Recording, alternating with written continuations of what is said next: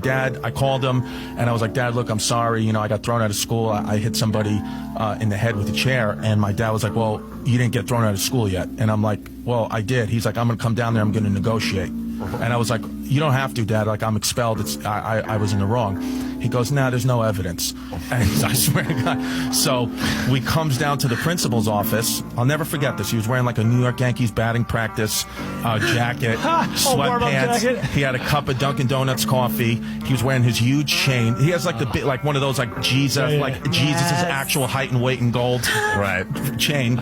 So he walks into the principal's office, and like, you know, keep in mind, I mean, you know, you have to have a meeting with the principal. There's a secretary. There's a whole system. My dad just ignores all that. He goes, which room is it? And I was like, oh, it's that room. So the secretary's like, oh, sir, can I help you? He just ignores, walks in. The principal, I'm seeing this like from behind my dad. The principal was on the phone, and my dad goes, hey, can I talk to you? And doesn't introduce himself, nothing. And the principal's like, excuse me?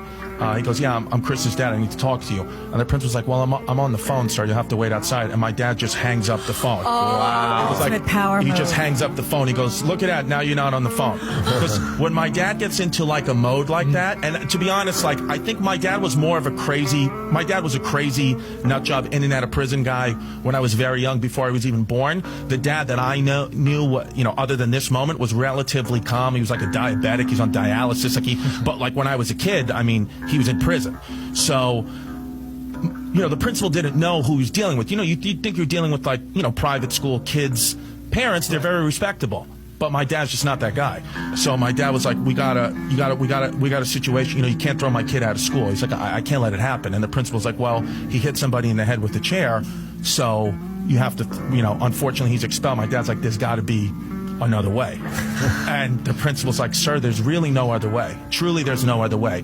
And my dad's like, let's think of another way. He's like, I came all the way here from Staten Island. Let's think of another way. And then the principal just, again, is getting frustrated himself now, as I would. I understand. And he goes, the principal says to my father, he goes, sir, are you stupid or something? I told you he's expelled. Oh, boy. And my dad goes, he looks at me, he goes, Chrissy, did he